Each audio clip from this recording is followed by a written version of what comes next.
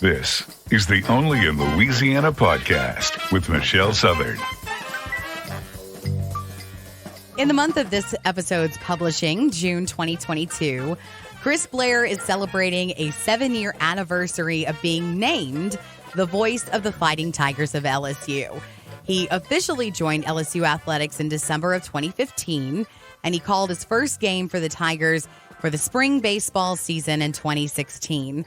To say that Chris had big shoes to fill would be an understatement, as he moved into the role held by retiring Jim Hawthorne, who held the position of play-by-play man for LSU in 3 sports for over 36 years. So find your favorite chair, grab your favorite beverage, sit back, and get ready to hear how it all began for the voice behind the LSU Tigers. All right. Well, first of all, Chris, thank you so much for joining me on the Only in Louisiana podcast today. Oh, you're welcome. You're welcome. I think it's a great idea. And, as somebody who didn't grow up in Louisiana, somebody who's moved here, it's kind of cool to learn about different people, different things. And so I think you're doing a very valuable service for us transplants. Well, thank you very much for saying that. Reporting news has always been one of my passions, in addition to, rocking faces off on Eagles. So this is my outlet for that. And just as we tape today, so Chris is in Hattiesburg, Mississippi, ahead of a regional play that begins tomorrow for LSU at Pete Taylor Park, and Tigers take on Kennesaw State. And Chris, in particular, with especially rain delays like we saw in Hoover last weekend, postseason baseball involves a lot of waiting around in some cases, doesn't it? Yeah, I mean, it's you get to this part of the season, and you really become. You talk about being someone who likes to deliver the news. You become kind of an amateur meteorologist. Waiting around, checking the forecast, and because you've got games that are in front of you. You kind of have to wait for how long those games are, and will the weather impact that? And when that impacts that game, then it's going to impact your game. And as we saw in Hoover last week, it can really disrupt the schedule, but you have to be used to it. And, to be honest with you, Michelle, this year, I want to say we were pretty lucky. Yeah. At the box, there was one game that I was a part of, which was late in the season. The Ole Miss game 1. And I was sitting there as the rain started to come down and the lightning had struck and they had, halted the game. And I thought, you know what? I cannot believe this is the first one I've been involved in all year. So I better not complain, because in years past, there's been, 3, 4, 5, or 6. So all in all, I think we had a pretty good year as far as getting games on and getting them on time. Hoover threw us a curveball, pardon the pun, but hopefully Hattiesburg will not. Well, Let's go ahead and just start as the voice of the Tigers. I'd like to know how did it all begin for you? Like, what inspired you to get into broadcasting to begin with? Well, really some of my earliest memories growing up in Eastern Kentucky, my family was in the radio business, radio ownership business. So I can just remember maybe first grade, second grade, after school, I would go to Dad's radio station, and so I was around it. I ran up and down the halls. I've told this story before. When I got a little older, maybe 3rd, 4th, 5th grade, I spent a lot of time in the record room, which probably a lot of young people don't even know what that is. It's not where they keep your medical records. It's where they had albums that had music on it. Right. And probably was exposed to some album covers that a 3rd, 4th, or 5th grader shouldn't be at the time. But it rock and roll and really music in general, and then radio, was a big part of my life. And again, it was just there. It was something that was like the air you breathe. I didn't think twice about it. It was just what Dad did. I knew the people that worked for my dad, disc jockeys, who I thought obviously are the coolest people on the planet. The sales team, which, so you don't think much about it. It's just what Dad does. My mother was very anti-radio, not because she didn't like radio, but because of the hours. And, when when the proverbial, you know what, would hit the fan, I mean, my dad gets a call, and he was the type that, something needed to be done. He just, instead of bothering somebody else, he would go do it. So the hours were not predictable. You couldn't count on weekends being totally free. So I understood later why Mom was like, "Don't get into radio, anything but that." And I didn't. I had no interest in it. And then when I got into high school, eventually they were like, "You need to work. You got to do something." And so I thought about it, and I looked around, and I thought, going to work for Dad, that'll be cool. And it was cool, but it wasn't easy. He was pretty hard. I think by design on me. I think he was harder on me than any other employee. As far as having to sign on Saturday and Sunday mornings in high school, be there at 5:15 in the morning, which can put a kind of a cramp in your social schedule. So anyway, kind of got into it then as a chance to make a couple extra bucks. And then it wasn't until I was in college, after I was in college, that he asked if I could come back and help on the weekends doing high school sports on the radio. And having played my entire life, I thought, yeah, that's easy. And then I started to get a check sent to me, and I couldn't figure out why. And he said, "That's because we pay you to do the games you did," which again surprised me because I thought, well, that was fun, to show up and watch a ball game and emulate some of the people I knew growing up that were on the radio. And so then I thought, this is pretty cool. And then eventually I just kept bothering the people at Clemson University and told them that if they needed anybody to do anything, that I would do it. And I guess I pestered them long enough that eventually I got a job there, doing a little bit on air, mostly production. But it taught me, Michelle, how to build a network. I learned how they did these things remotely and sent it to multiple stations, and how to set up a format for it, and just all the little things that you hear it come on the radio and you're like, they're calling a game, but there's a lot of stuff behind the scenes, as you well know. Yeah. To do it. So that time at Clemson, those 4 or 5 years were a really big education into how to do this. And then I applied for the job at Georgia Southern in 2005, and was working in radio as a program director, actually, and salesman. And I tell this to people all the time. I'd done that after college for, I guess, 5 years, 6 years. Clemson was kind of the opportunity to do the thing I really wanted to do, and then I'd have to work on the stuff I didn't really love Monday through Friday. And then eventually, after 5 or 6 years, I thought, here I am in the radio business, which I didn't think I'd be in, and I'm not even talking on the radio. Like, I don't get to do the thing that was fun. I'm scheduling air shifts and filling in for people when they're sick or their kid is sick. I'm running budgets and meeting with the ownership group, and this is not what I got in this business for. And so when the opportunity at Georgia Southern came up, I just jumped at it and thought I got snowball's chance in hell of getting it. But when they called and said, "We'd like for you to come to Statesboro," I told my wife, who was just outside Savannah, which is not a huge embellishment. It's about an hour outside of Savannah, and she was willing to go. So I was lucky that she supported me too. But then we got to Georgia Southern, 10 seasons, beat Florida at the Swamp in 2013, and then in 2015, the legend Jim Hawthorne decided he'd do one more last go round. So I went through the same process again, and luckily, big time luckily, had the opportunity to come to LSU. And it's my wife reminds me all the time when I was packing. We got back from Hoover last week after we left for Nashville 2 Wednesdays ago. Yeah. And then decided to go from Nashville because we thought there was a chance we'd play in Hoover on Tuesday. Luckily, we got the 4th seed and we moved to Wednesday. And then the rain came. So all in all, we were away from Baton Rouge. I was out of town for 12 days. And then we got home, and then we found out we're going to Hattiesburg, which we expected. we were going to play. And then I pack another bag. As I'm packing a bag, my wife, she just looks at me and goes, "Dream job, baby.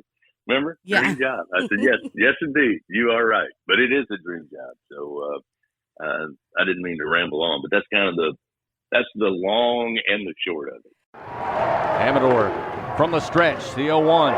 Hit into the air to center. Going back is Chandler. He's having to run. This ball is carrying. This ball is gone! This ball is gone! Greg Dykman, a 2-run blast. It's 3-2 Tigers. Oh, my. I remember well when the hiring search went down, like you said, 7 years ago. You were ultimately hired this month, 7 years ago. And as familiar as sports nerds are and how like a coaching search takes place, and as a super radio nerd here, tell us what all goes into applying for a gig such as the one at LSU. I was called, I always think it's just an interesting story that I was in Monroe, Louisiana with Georgia Southern's basketball team. We were playing the ULM Warhawks in conference play, and I'd never been to Monroe. And to be honest with you, that was the first time I was ever in the state of Louisiana. So you're talking 2015. And I just remember we went out with a couple of the staff members. We went out to get something to eat, and we went to a little sports dive just outside the city of Monroe, and it was great, and it was crawfish season, and the owner came out and asked if we had crawfish before, and I eat everything that comes out of the ocean, so I had not, just never had the opportunity. So, of course, we had already ordered our meals, but he said, "You want to try some, fresh crawfish?" So I said, "Yeah, I'm game for that." So he brought out this giant platter that was, just huge amount of crawfish. The other guys who were with me were all from the Northeast. They had no idea I had heard of crawfish, just never had eaten it. They had no idea what was sitting in front of them. And when I think of people calling them mud bugs, that's exactly what these guys thought they were. And they thought I was crazy. So anyway, he goes through how the best way to, eat them, and we're doing that. And I get a phone call from Wes Durham, who's one of my heroes. And Wes was the longtime voice of Georgia Tech. He's currently the voice of the Atlanta Falcons, and he also does television for ESPN and the ACC network. And he says, "Where are you?" I said, "I'm in Monroe, Louisiana." He laughed and said, "I just heard today that Jim Hawthorne at LSU is going to retire." This will be the last time that I'll have the opportunity to describe one, but I can promise you I'm looking forward to a whole lot more years of great success for LSU football, and I'll be out there watching and listening and cheering on the Tigers. And to everybody out there listening that are Tiger fans, we hope that you will continue to give these football players your support, and you'll have the opportunity to see a lot of great things in the future for LSU football. And I said, "Wow, that's interesting."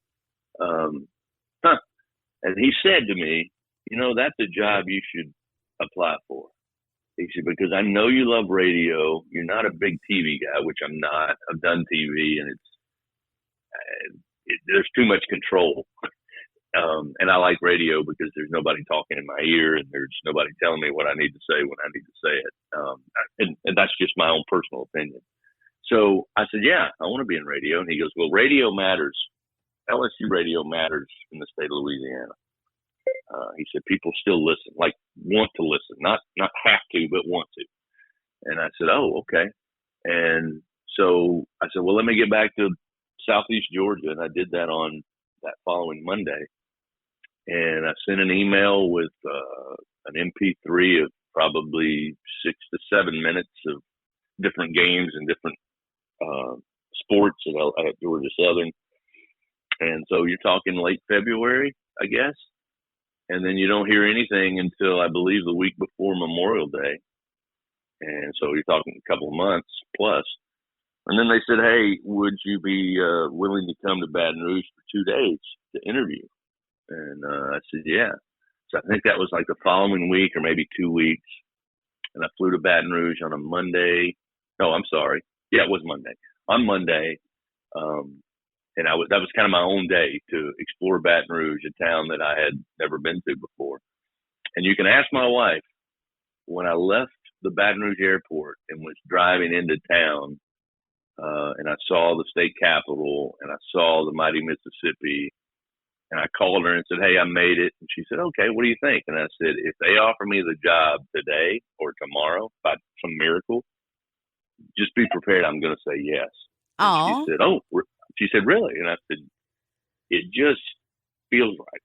I said, "I don't know. I've always wanted to be near the water, and that's ultimately living in South Carolina.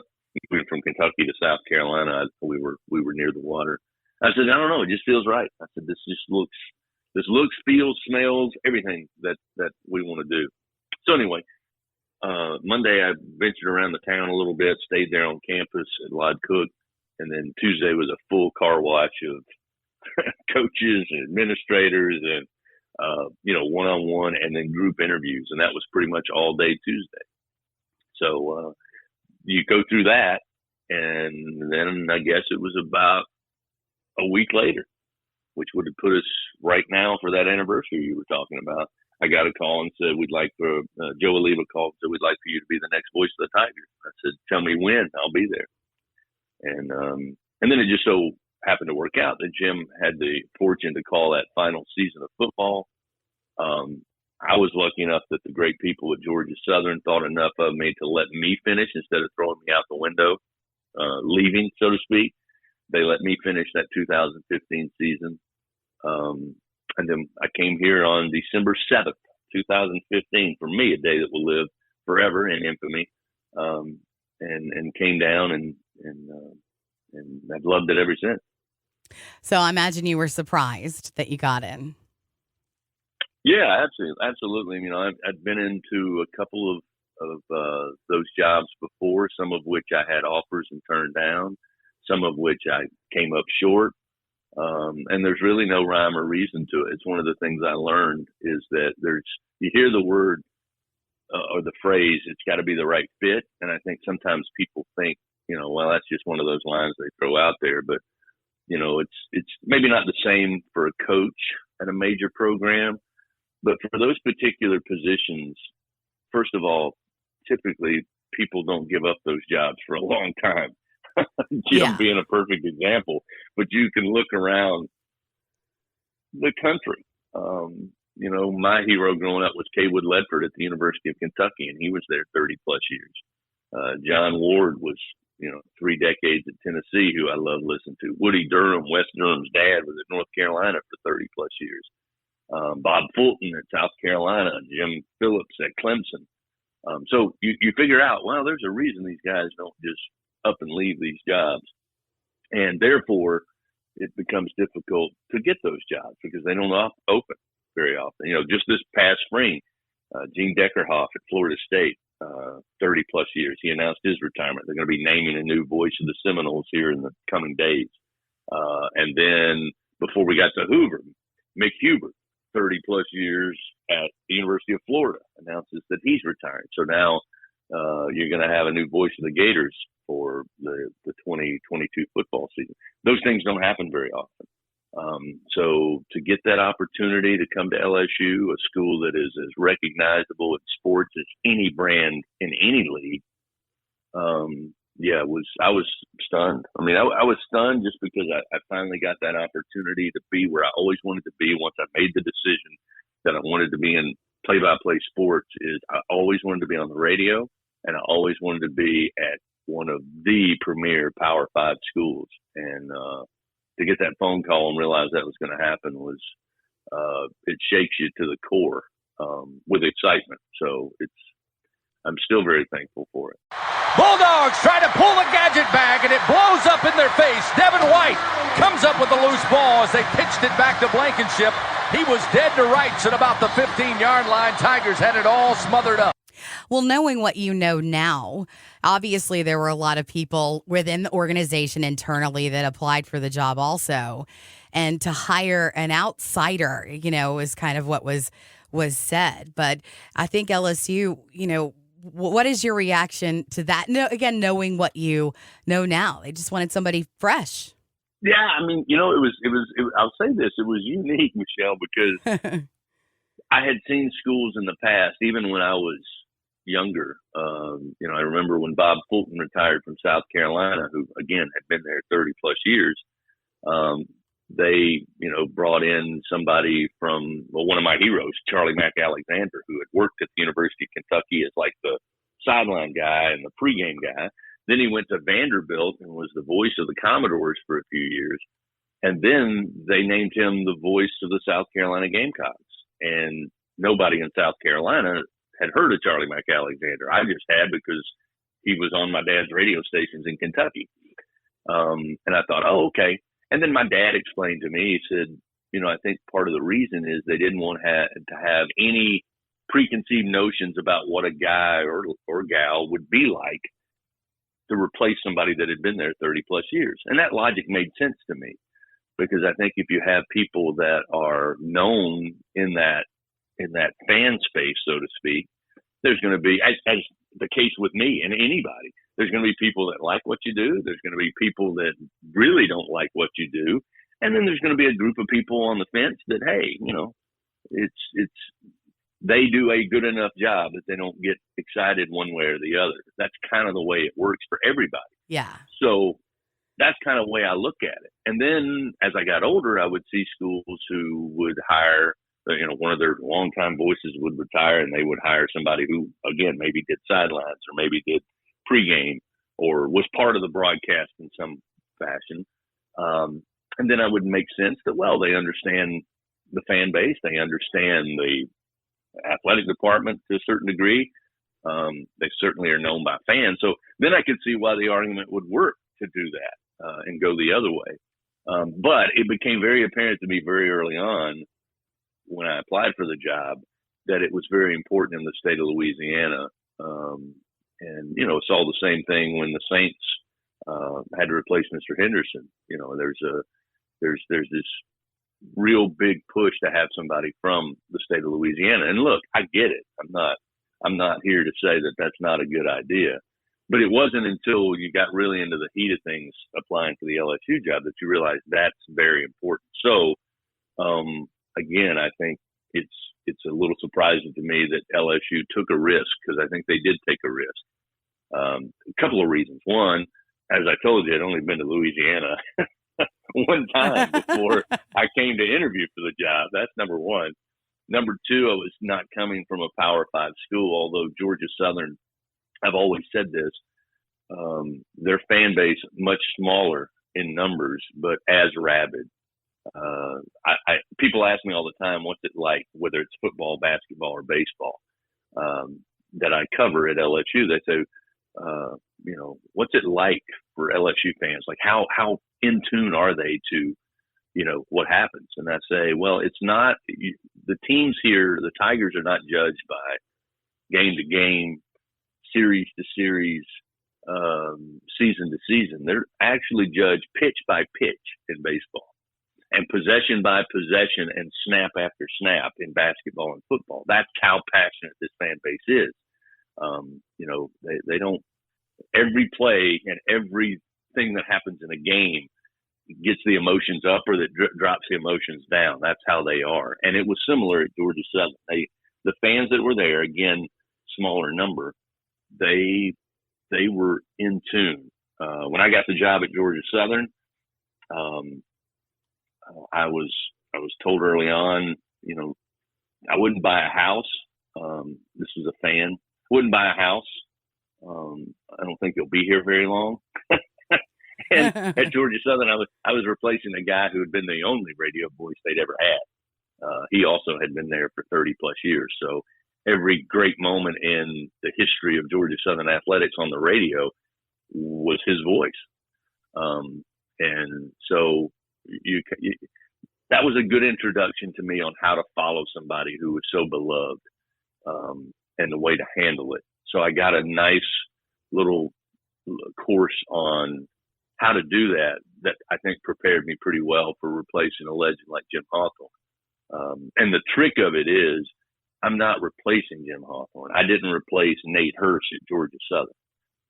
I'm simply the next guy to follow them and to try to do what they do or try to implement pieces of what they do is not, to me, genuine. And I figure if you go and do the job and you show people that you really want to be there and you're having the time of your life, that eventually those same group of people that like what you do, don't like what you do, and the people on the fence, I think if you do the best job and be prepared and try to entertain and inform people who are listening to the game, I think the people on the fence will lean towards the people that like what you do. And it worked in Statesboro, and I hope, knock on wood, it's working in Baton Rouge. Tossing towards the end zone. Gage trying to get free. Lunges for it. Holds it in. Did he hold on? Touchdown, Tigers! Well, you've assimilated well. I once interviewed longtime LSU board member Charlie Weems, and this was a long time ago over some rumors that a former coach was leaving. And one of the things that he said in the interview when I asked him what he thought of the hubbub behind the matter is that LSU fans are half crazy and half psychotic. And as a diehard purple and gold fan myself, I actually love that assertion. So it must have been interesting to initially find that out for yourself. Yeah, and again, that's what you can ask my wife. I tell her all the time, that's why people want to coach you. That's why players come to play here. And in a small part, that's why broadcasters want to be the voice of the Tigers because of that. I mean, I went to my son's high school summer ball. He was playing summer ball. I got a chance to see one of his games on Tuesday before we left. And we're out there, they play, everybody's watching, the game ends. His team luckily wins 3-1. And it's a group of kids from Baton Rouge that don't play at one high school. So we're meeting new families and parents. And as we're leaving, one of the guys comes over and introduces himself. And I mean, immediately he wants to know, will we throw Mikael Hilliard Friday night in the opening game against Kennesaw State, or will we save him for Saturday in a possible showdown with the home team, Southern Miss? So again, it was a quick, hey, I'm so-and-so, and he goes, I know who you are. I was going to ask you who is going to pitch on Friday night. That's the kind of stuff, again, that makes you want to be here, because wherever you go, any time of the year, that's what we're going to talk about, which is great. I mean, I wouldn't want it any other way. Especially baseball fans. They're serious about their LSU radio listening, like more than any other sport. Yeah, I would agree with you. And I think that's baseball overall. I think there's a nostalgia that's tied even for younger people. I'm kind of an oddball in the sense that because I grew up in the business, I if there's a big game on in any sport, I will probably be more likely to find it streaming, either on a mobile app or, their station website, wherever that happens to be. I'll tend to want to listen to the game more than watch it. Number one, because I can learn something from some great broadcasters that are older than me and even younger than me. You can always learn something new, or a new phrase, or a new way to describe something. Because I've always said that the great play-by-play announcers are like a walking thesaurus. You got to call the action for 3+ hours in any given game. And it's really important, I think, to try to use different verbiage and use different parts of the lexicon to describe the same action that's going to happen over and over and over again. Snap of the ball, pitch to the plate, all that stuff. You're trying to come up with new stuff. Just to break up the monotony. Neely the 1-2, hit towards the gap, right center field. This ball jetting out of here, and this one is gone. I mean, on a frozen rope to right center. That had to be 382 off the bat of Joe Bear. A 3-run home run, and the Tigers have opened it up again. 10-0 LSU.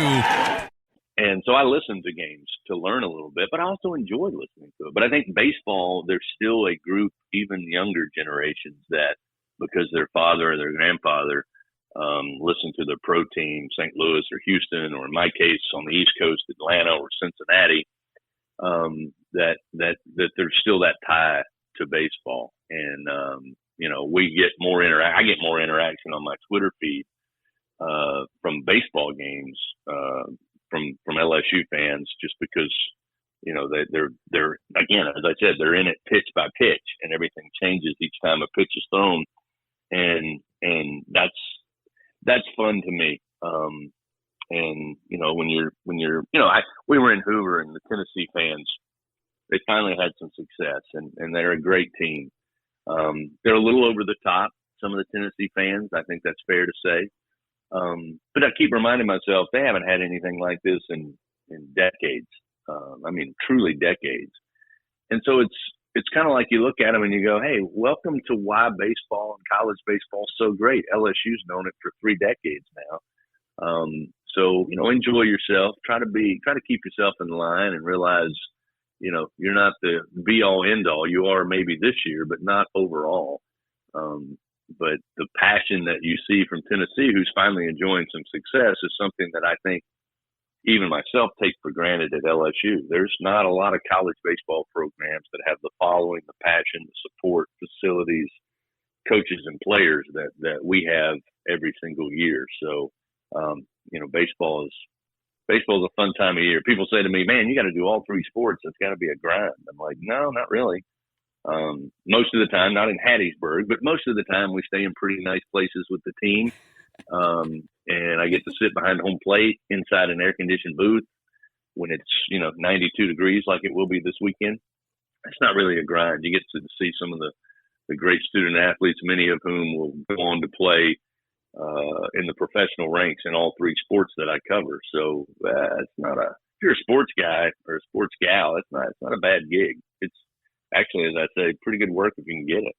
Well, you're leading me into my next question, because we've been used to that as LSU fans forever, that one guy calls all 3 sports, football, basketball, and baseball. But I'm sure know this and have heard this. I've heard the stat before, but not a lot of other schools do that, right? No, there's we were talking about that in Hoover. One of my good friends who calls the game for Texas A&M, he just started calling baseball because when Dave South, who was another longtime voice of the Aggies, when he retired from football and basketball, he kept baseball, and he did that for I think 3 or 4 years. So Andrew was doing football and basketball, and then he had the spring off. But now he's doing all 3. David Kellum at Ole Miss does all 3. He's the dean, I guess. Yeah, now that Mick Hubert's left, he is the dean of SEC announcers now. But I tell him all the time, he started when he was like 18. He conned the campus radio station to let him call Ole Miss sports, and he's been doing it ever since. So there's 2. I know there's another one, Andy Burcham, a good friend of mine at Auburn, who took over for the late Rod Bramblett. He does all 3. And who am I missing? I think that is it. There's not a lot. So no, and those have been added recently. So yeah, for Jim to be doing all 3 as long as he did, he and David Kellum were 2 of the outliers as far as doing all 3 sports. So yeah, there's not many. And when you look across the country, there's not many either outside of the SEC. Well, and in addition to that, and I know given your radio background when it came to the hiring process, you are also the director of the entire broadcast arm that comprises the LSU Sports Radio Network. And I know that I know the answer to this question already, but what all does that gig alone entail? Well, it at times, as you know, and the great people at Guarantee know, that I sometimes come up short, just because we have changes in games and we got to get communications out. But ultimately, it's for me, a chance to kind of mold the way we do it. The way it's presented, the way it's put out. It's the way we come up with the way the pregame's going to be. How long is it going to be? What's it going to have in it? What do we do during the game that's updating stats, updating the listener on what's going on in the game, recaps, that sort of thing. And that's just taken from, as I said, growing up in the business and listening to the business and listening to everything from Division II broadcasts all the way up to, the NFL. to try to see what fits and then make that an LSU kind of thing. It's doing preparing the imaging, producing the imaging. We have a really great voice of our network that's kind of the big voice guys, I like to call him, which in fact, later today, when you and I finish up, I'll be sitting here in my hotel room building the imaging, the opening, the bumpers you hear coming in and out of break I'll be building those today. He provided me the voice, and now I got to put in some music and sound effects and highlight clips and all of that. The following is an exclusive presentation of the LSU Sports Radio Network.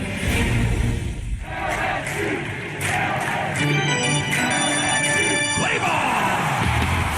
It's time for LSU Fighting Tiger Baseball.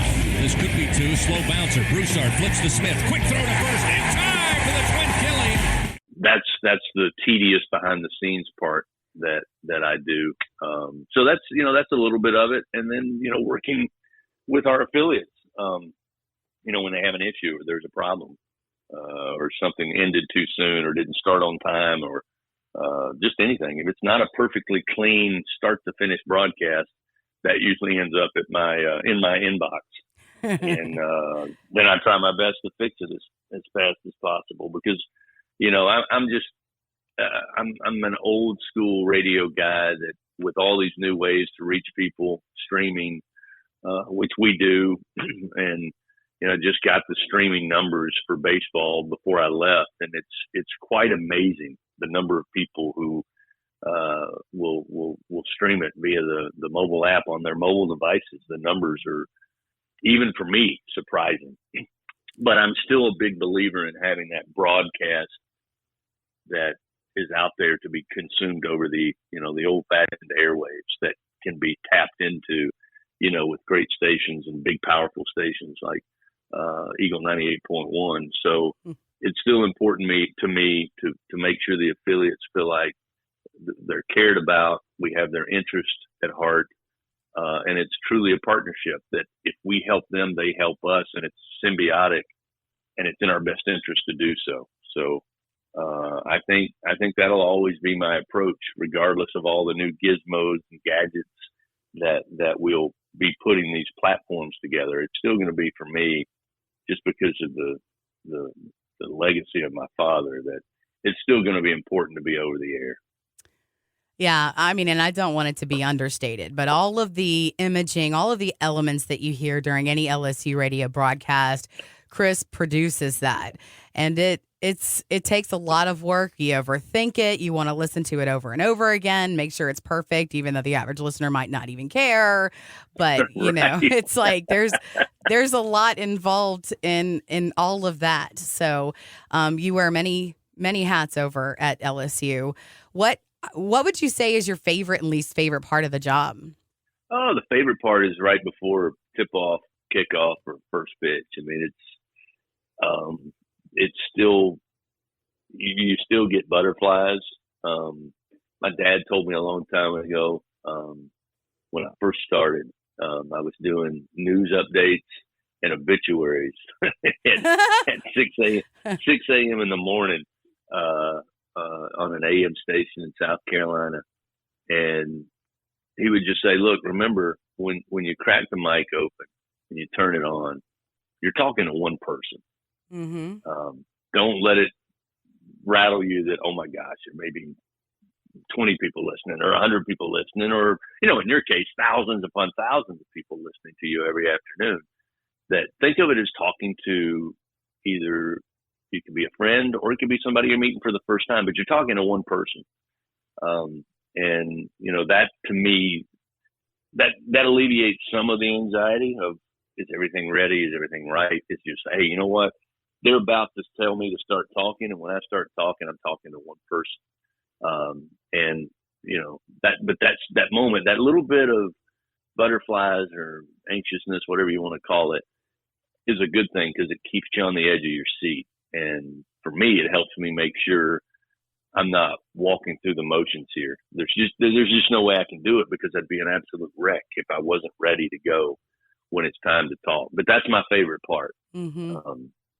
Even the pregame, but certainly right before the game starts, you can probably tell. It seems to me that my voice gets a little more animated.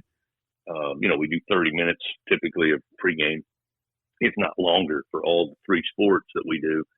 But right when it's time to start, it usually goes up an amp or two.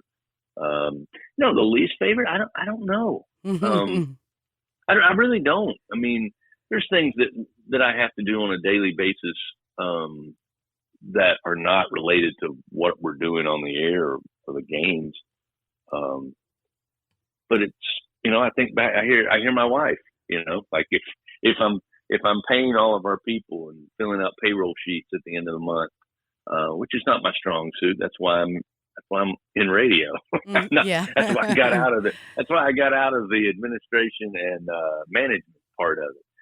But when that happens, I simply say, I can hear her say, "Dream job." Yeah. Like if this is the worst it's going to be, then that's a pretty good deal. Yeah. So I don't know that there's any. I mean, I love going out when they have events, like when they introduced Brian Kelly as the new coach. I got to go over there and meet with LSU fans, supporters, and boosters.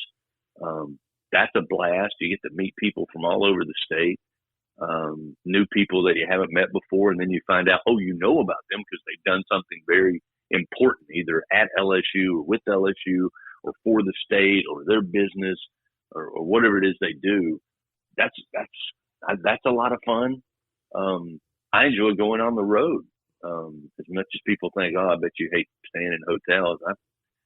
I actually, today, when I finish some of the editing and imaging, I'm probably going to venture around Hattiesburg. I've never driven through it a bunch, but I've never been here. Apparently, they tell me they got a zoo. That surprised me. But I'm going to explore Hattiesburg for the first time. Yeah. So, I don't know. I guess the paperwork, some of the paperwork probably is not my favorite part. And I hate to put you on the spot. And I mean, I know that radio certainly has its tedious elements, but I feel the exact same way. I'm so in love with my job that I would never call even the worst thing a least favorite. Like I get to play rock music on the radio every day, and the people I get to meet, it's just a great job to have. Well, what about your favorite moment behind the mic?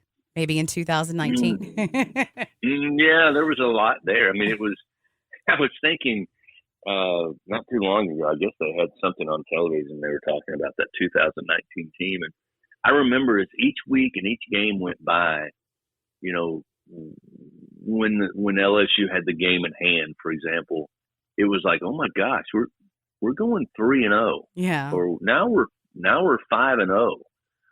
Wait a minute, we're probably going to win the SEC West, and we're probably going to play and probably win in the SEC championship. So each step along the way, I'm just that way. I'm not very superstitious. Because I realize that whatever I do, it has no impact on what's happening on the field or on the court. It's just I'm that insignificant that whatever I do doesn't matter. But I do remember during 19, it was like I don't want to take for granted that we're now 6-0. Now we're 8-0. Now we're 10-0. One wide out to the right side. Toss to Clyde Edwards-Helaire near side. 30, 25. Breaks a tackle. 15, 10, 5, 4, 3, 2, 1. Touchdown, Tigers! 28-yard touchdown run for Clyde Edwards-Helaire. I don't know, because people ask me, when did you think this team was special? Well, I think the team was special winning at Texas.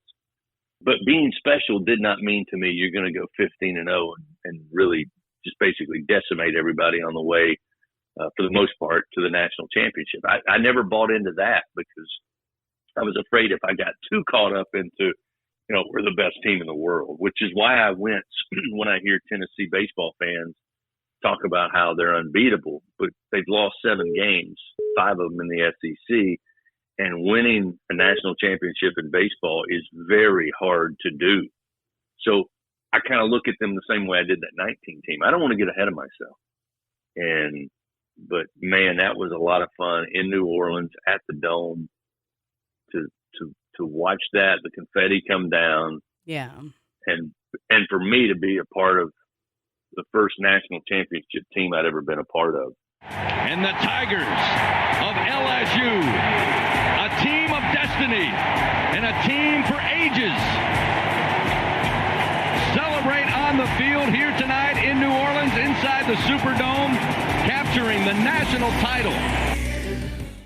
But I will tell you, the first game I did for LSU was a Friday night baseball game at the Box with Cincinnati, and it just so happened it was packed to the gills at the Box.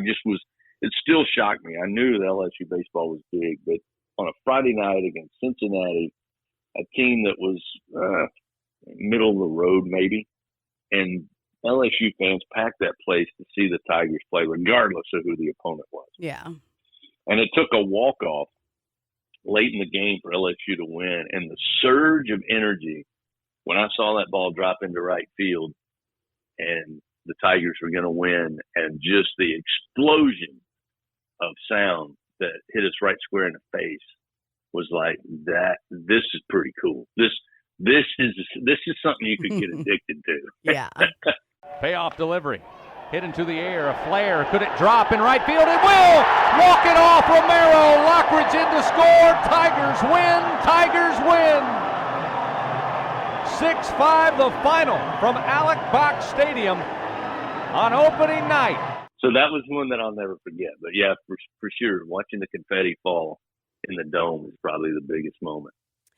Well, Chris, is there anything else that you'd like to add or plug, perhaps? Well, not really. I appreciate everybody who listens, whether they listen for 1 minute or listen to an entire game.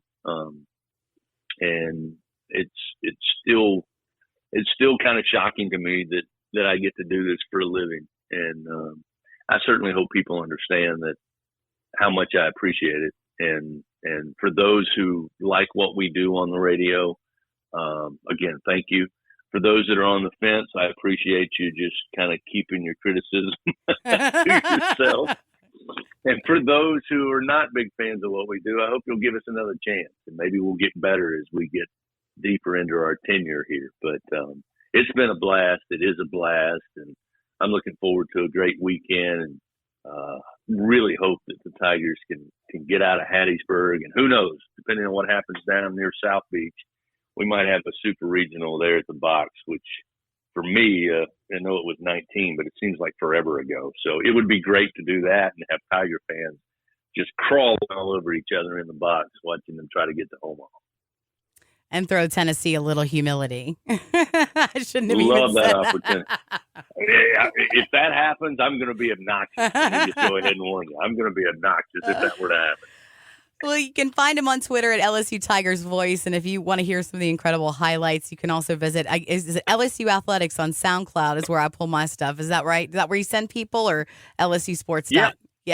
Yeah, just go to SoundCloud and put in, as you say, LSU Athletics. And it's pretty cool because they've been doing that, I think, since 2014. The archive is incredible, yeah. Yeah, you can find some great moments with Jim. And as I like to say, just like Waffle House, open 24/7, LSUsports.net. Well, thank you, Chris, for sharing your incredible story today. You do a fantastic job for the Tigers, and it was a treat to hear it. Well, I thank you very much. And I'm a big fan of yours. I listen to you a lot in the afternoons playing some rock and roll. You tend to have the right mix. So I've always appreciated your work, and you've got one of the greatest voices on the air. Well, appreciate you saying that. Hello, everybody. This is Chris Blair, along with Mr. LSU Baseball, Bill Franquez. Here in the booth, our straw stirring the drink. Back inside the Capital One studios, Miss Alondra Villarreal. So, find your favorite chair, grab your favorite beverage, sit back, get ready for college baseball. And it's coming up next on the LSU Sports Radio Network.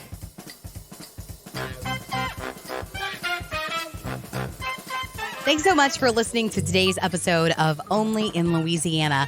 We would love if you would subscribe, share, and tell your friends that they can listen to Only in Louisiana just by searching for the name Only in Louisiana, however you listen to podcasts. Because only in Louisiana,